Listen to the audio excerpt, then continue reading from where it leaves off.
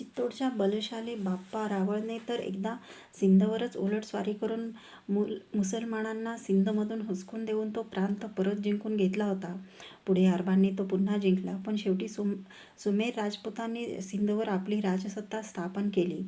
ज्या 300 वर्षात वर सांगितल्याप्रमाणे मुसलमान पश्चिम आशिया, आफ्रिका खंड आणि दक्षिण फ्रान्सपर्यंतचा युरोप पदाक्रांत करू शकले, त्याच 300 वर्षात ते सिंध प्रांताबाहेर पुढे पाऊल टाकू शकले नाहीत.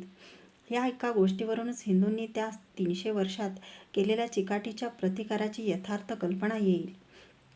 तरीही ह्याच काळात हिंदूंना एखाद्या चंद्रगुप्ताप्रमाणे सारी भारतीय शक्ती एकवटून मुसलमानांना पिटाळून लावता आले नाही, हे आमचे त्या काळचे वैगुण्यही मनास बोचल्यावाचून राहत नाही. ह्या शतकव्यापी हिंदू-मुस्लिम महासंघर्षातील मुस्लिम धार्मिक अत्याचाराचे वैशिष्ट्य गझनीचे सुलतान सिंधमध्ये उण्यापुऱ्या 300 वर्षे डांबून ठेवलेल्या सत्तेने सिंध प्रांत जरी पूर्णपणे असा सोडला नाही, तरी अरबी मुसलमानांचे पहिल्यासारखे मोठ्या प्रमाणावर असे आक्रमण हिंदुस्थानवर पुन्हा केव्हाही झाले नाही. शेवटी तर सिंधमध्ये सुमेर राजपुतांचेच राज्य झाले, परंतु गांधार पलीकडच्या गझनी या प्रांतात निराळ्या जातीच्या मुसलमानांची सत्ता स्थापन झालेली होती. तेथील सुलतान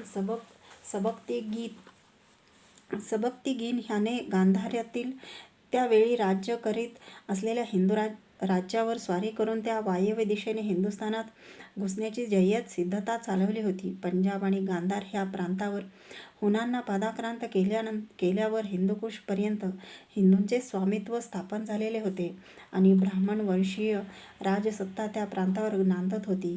त्याच ब्राह्मणवंशीय राजकुलात सबक्तगिनच्या वेळी जयपाल नावाचा राजा राज्य करीत होता. धर्मवीर राजा जयपाल आणि धर्मवीर अनंगपाल. राजा जयपालने सबक्तगिनाचे हे आक्रमक धोरण दूरदर्शीपणे आधी हेरून आपण होऊन सबक्तगिनवर स्वारी केली, पण त्या लढाईत जयपालाचा मोड झाला.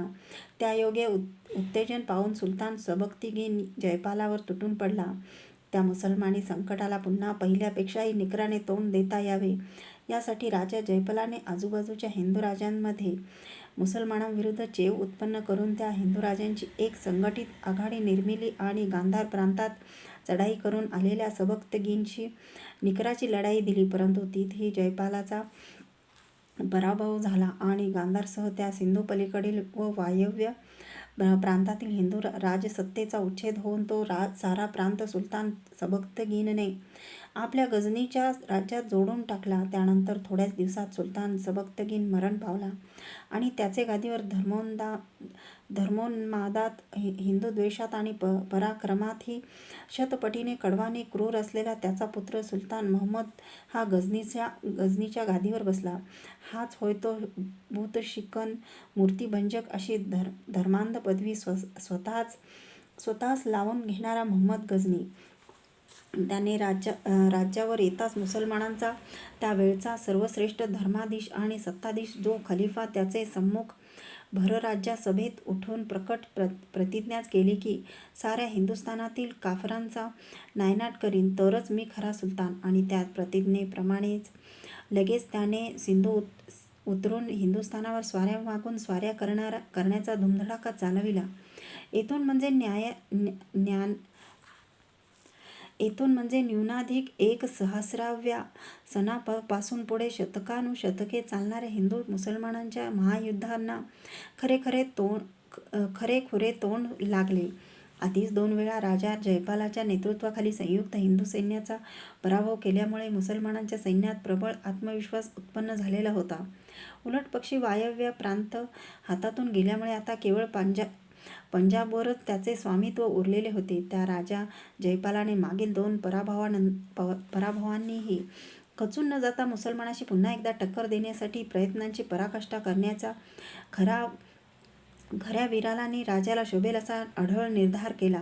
मोहम्मद गझनी पंजाबवर स्वारी करून येताच इसवी सन 1001 जयपालाने त्याच्याशी सिंधू नदीच्या आसमंतात पुन्हा एकदा लढाई दिली. परंतु आपले स्वराज्य नि स्वधर्म ह्यांच्या रक्षणासाठी जे राजाचे नि वीरांचे कर्तव्य ते आढळपणे करीत आलेल्या ह्या राजा जयपालाचा ह्या तिसऱ्या लढाईतही मोहम्मद गझनीने पराभव केला. तेव्हा असे अयशस्वी जीने जगण्यापेक्षा किंवा म्लेच्छांना शरण रिगण्यापेक्षा राजत्याग करून मरणेच बरे असे वाटून त्या मानधन राजा जयपालाने आपला पुत्र जो अनंगपाल त्याच्या हाती राज्य सोपवले आणि भडकलेल्या चितेवर अग्निप्रवेश करून आपल्या प्राणाचे बलिदान केले.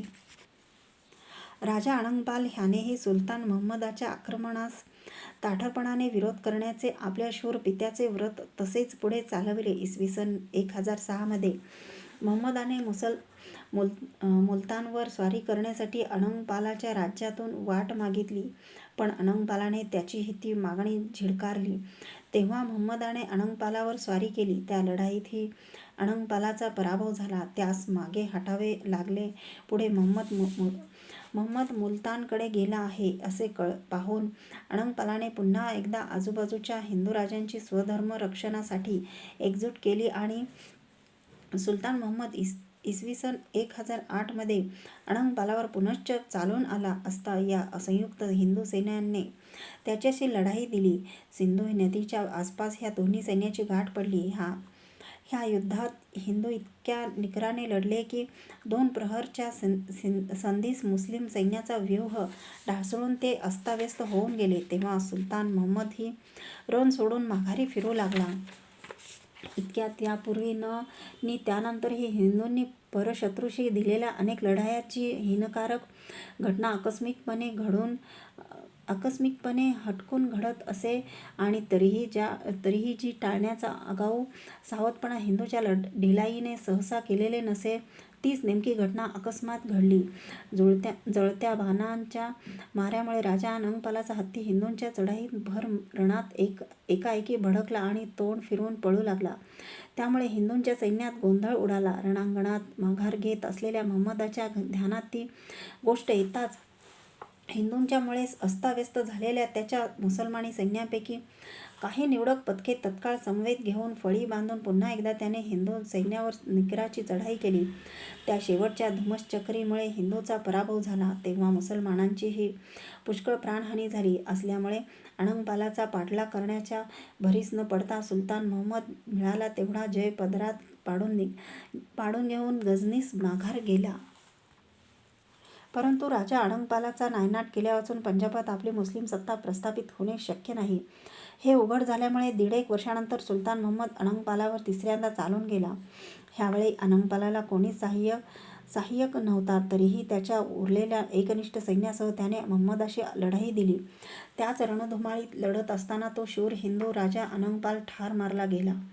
अशा रीतीने पंजाबवर मुसलमानांच्या झालेल्या पहिल्या अनेक आक्रमणांना राजा जयपाल, त्याचा पुत्र राजा अनंगपाल आणि त्याचे सहस्रावधी वीर सैनिक यांनी आपले हिंदू राज्य आणि हिंदू धर्म यांच्या रक्षणासाठी अनेक लढाया देऊननी मुसलमानांचेही सहस्रावधी सैनिक मारून जीवात जीव आसतो त्या परशत्रूला रोखून धरले. त्यांचे वीर कर्तव्य ते करून गेले.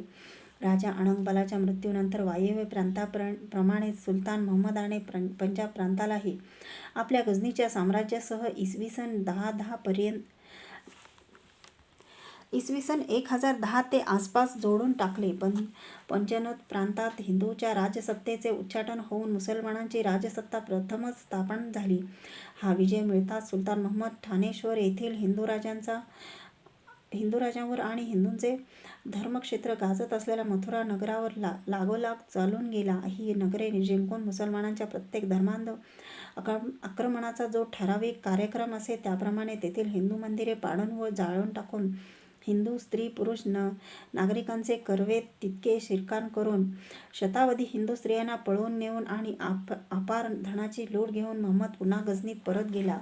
त्या मागोमाग इसवी सन 1019 प्रतिहारांची राजधानी असलेली कनौज नगरावर स्वारी करून महम्मदाने तेथेही जाळपोळीचा, रक्तपात धर्मांध अत्याचाराचा कहर करून सोडला. त्यामुळे आजूबाजूच्या हिंदू प्रांतावर त्याचा इतका धरारा बसला की इसवी सन 1023 तो जेव्हा ग्वाल्हेरने कलिंज येथील हिंदूराजांवर चालून आला, तेव्हा तेथील हिंदूराजे निरुपायाने त्याचे आधिपत्य पत्करून त्यांची मांडलिक बनली.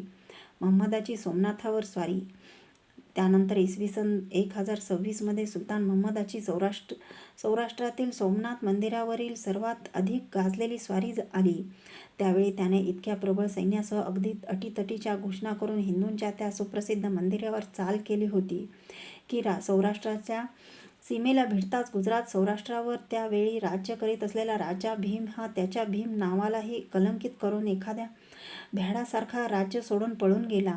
त्यामुळे त्या संघटित मुसलमानी सैन्याशी तोंड देण्यास हिंदूंचे कोणतेही शस्त्रसज्ज नि व्यूहबद्ध असे सैन्य अस्तित्वातच उरले नाही.